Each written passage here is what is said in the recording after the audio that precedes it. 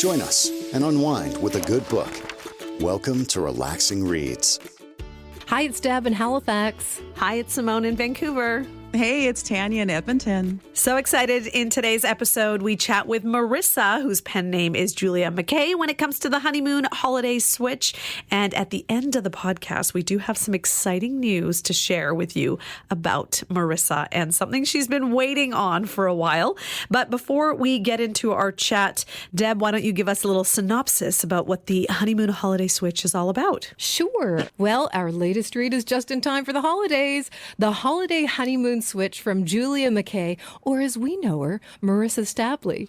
Trading places and vacations might just be the Christmas miracle these two best friends need. Holly Beach and Ivy Casey are bury the body besties. When Holly's fiance jilts her, leaving her in shock and with a non-refundable honeymoon, Holly convinces Ivy to switch places. Ivy will go on the Hawaiian honeymoon her best friend can't bear to take alone, while Holly escapes to Ivy's rented Hudson Valley cabin to binge watch holiday movies and heal. Holly's wallowing is interrupted when her rugged Airbnb host turns out to be her high school academic rival who's had a major glow up. And Ivy's solo retreat is upended when Holly's ex checks into the honeymoon suite with a new woman. Enter the hot hotel bartender to come to her rescue. Against all odds, this Christmas might prove to be the most magical yet. Oh, this book gives me all the feels. What a perfect time to introduce Marissa. Hello, how are you? Hello, I'm doing well. How are you? Good. Lovely to have you great. back. Hi. Yes, it's so lovely to be back. We all three just finished reading the Holiday Honeymoon Switch, which we loved.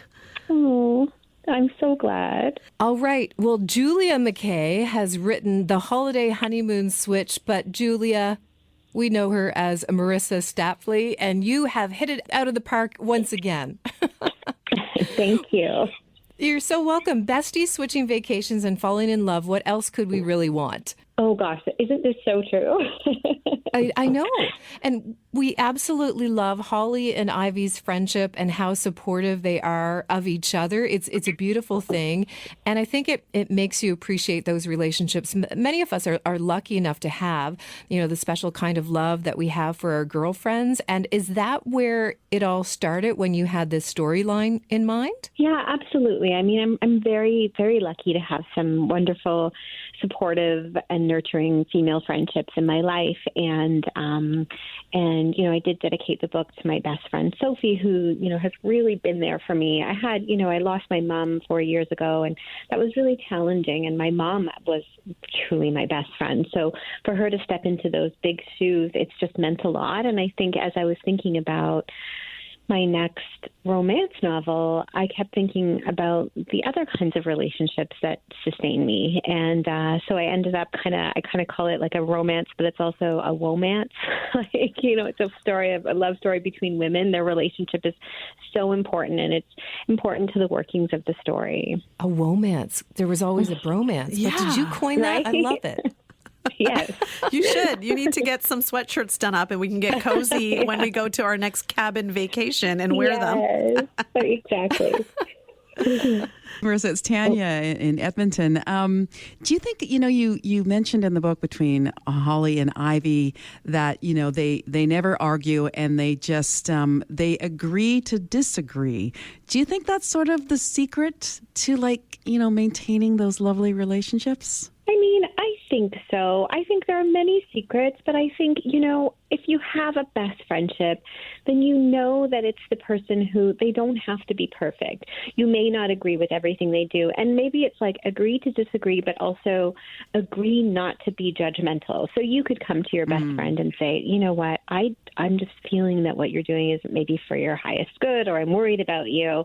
But that feeling of being judged by someone, and that sort of, oh gosh, I've shared too much and now they're judging me. I think that the best friendship offers that safe space where you can feel that way. So, and you should be able to disagree. You should be able to say, I don't like your opinion, or I don't agree with you, but it's not going to be friendship ending. it takes work, but it's very much worth it. Yeah, that's so important. The non-judgmental part. I think we were having this conversation about some of our friendships that have lasted, or if we've made instant connections like Holly and Ivy did, and that safe space. Now, was there a character that you connected a little more with, or you can see a little bit more of yourself in when it comes to Holly or Ivy? I think probably Ivy because of the art, because she's an artist, and I think I connect with that passion for art. But I also what isn't the same as me is Ivy is really afraid of really making a go of her art, whereas I've always been the opposite.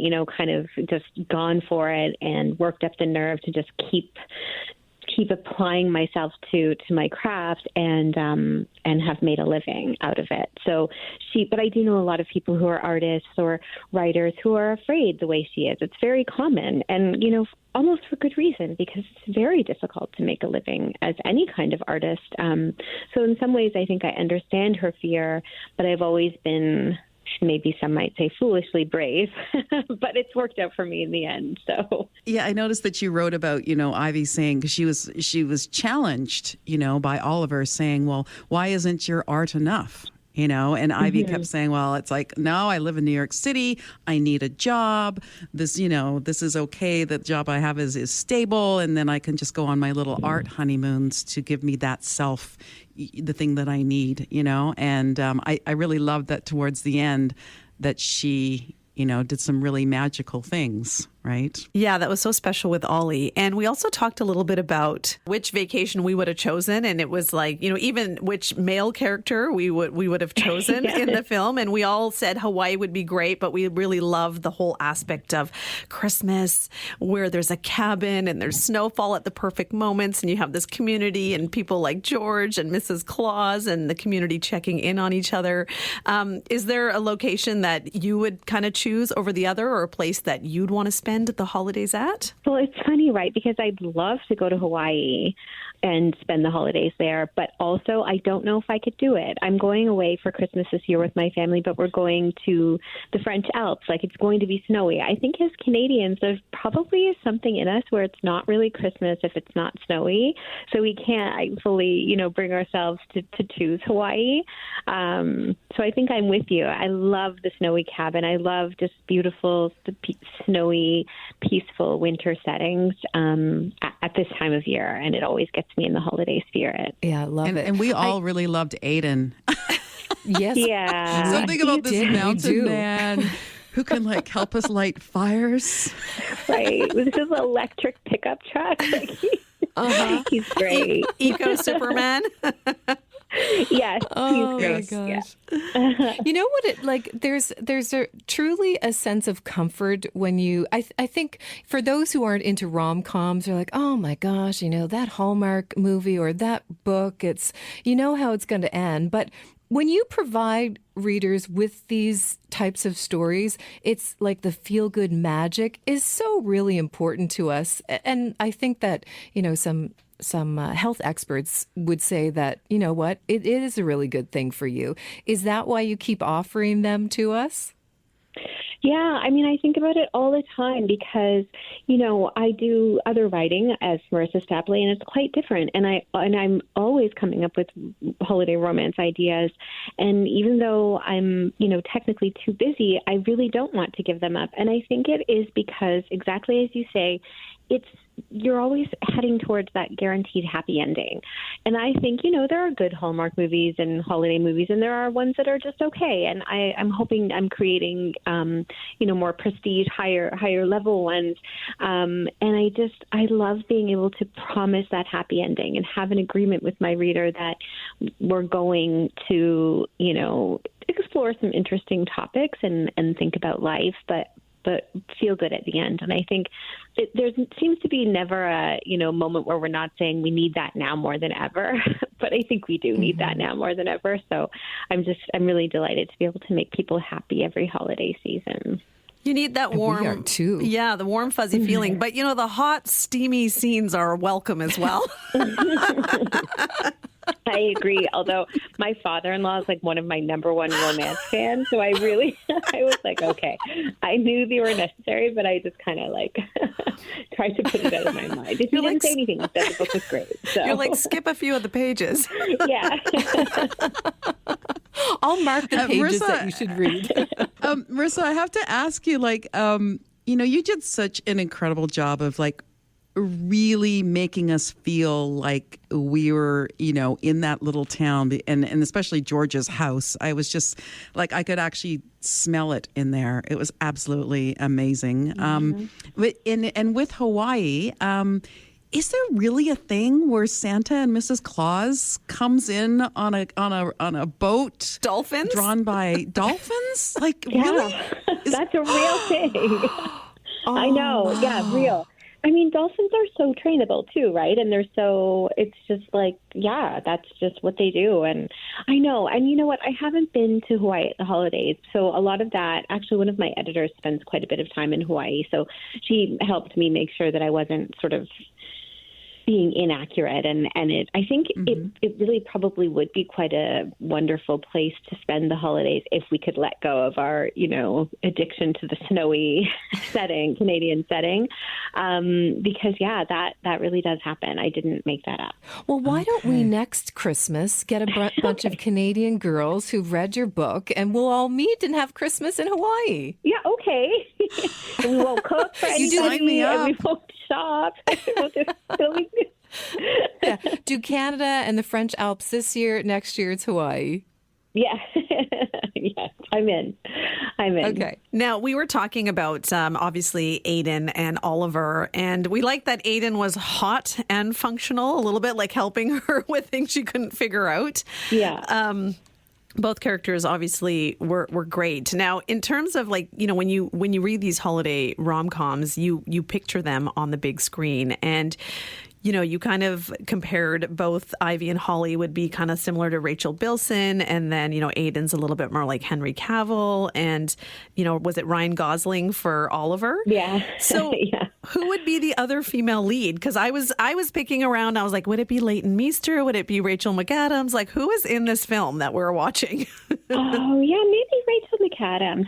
I think that would be, I could see that. Or, I mean, Leighton Meester has been in some holiday movie, right? So I wonder, I'm so, because I'm not that age and I'm in my 40s, I really struggle to find younger. I need to become more familiar with who are the 27-year-olds, because obviously any of these characters I've mentioned, people are too old to play these characters, but that's who it is in my head. So, and I find it's good to have a muse or someone I can picture as I'm working. Mm-hmm. On the age, there were moments where I'm early 50s now, and I actually forgot that these women were in their 20s and not in my age bracket. So I think, there were a few moments, and maybe it's just me always playing back the years that have gone by, but I thought it was kind of neat. Yeah, I mean, I think they're definitely mature, and the kind of, I have some friends who are in their late 20s, author friends, and they surprise me with their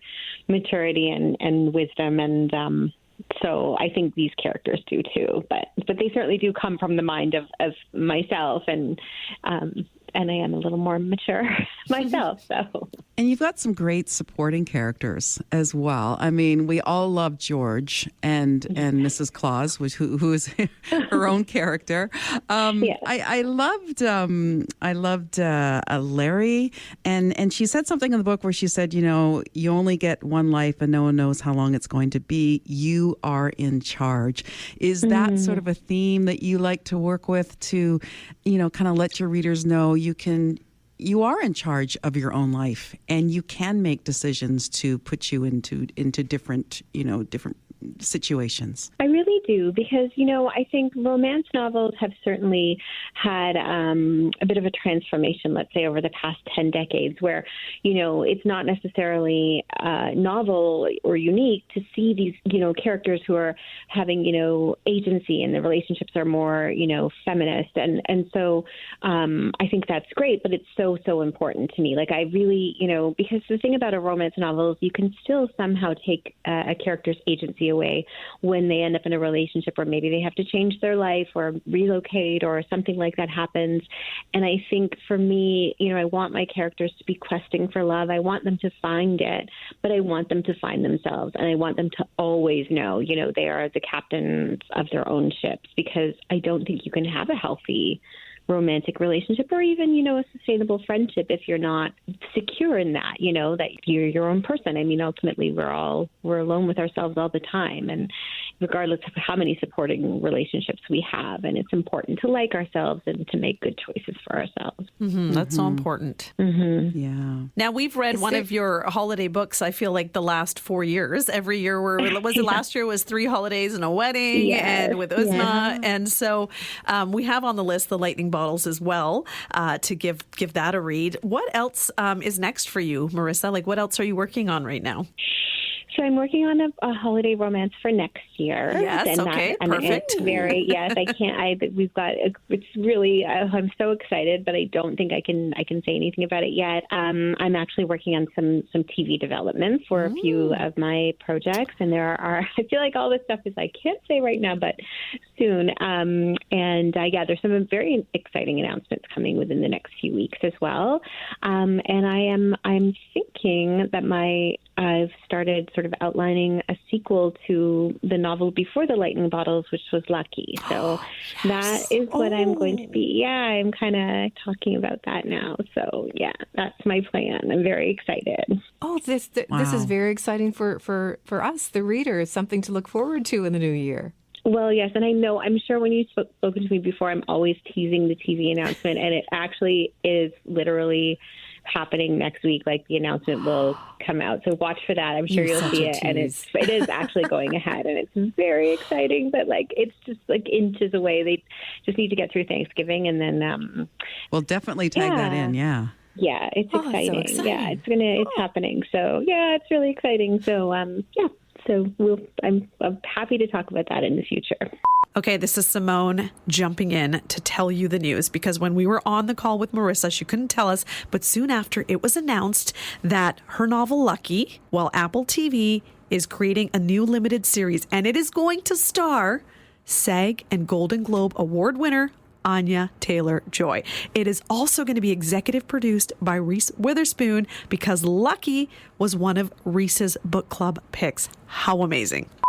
Yay. Well, this is definitely the novel that we needed for this time of year, because it was a lovely story to read, and I loved your characters and the settings, and I just think that, you just need to grab a blanket and a couch and just nestle right in, and we'll be ready for the holidays. I agree with you. I'm ready to. It's time to hibernate. I think we've earned it, right? Hibernate and 100%. Hibernate with someone who's wearing those red reindeer trunks, right? Exactly. Thank you. Where do you get them? Yeah. Thank you so much for your time today, Marissa. Always lovely chatting with you. Thank you all. Same to you. Happy holidays. Happy holidays. Thank you. Happy holidays. Take care. Bye. Bye. And thank you to you for listening to our latest Relaxing Reads episode. And we will be back with you in the new year. Happy holidays. Thank you for kicking back and relaxing with us. We hope you'll join us again on Relaxing Reads.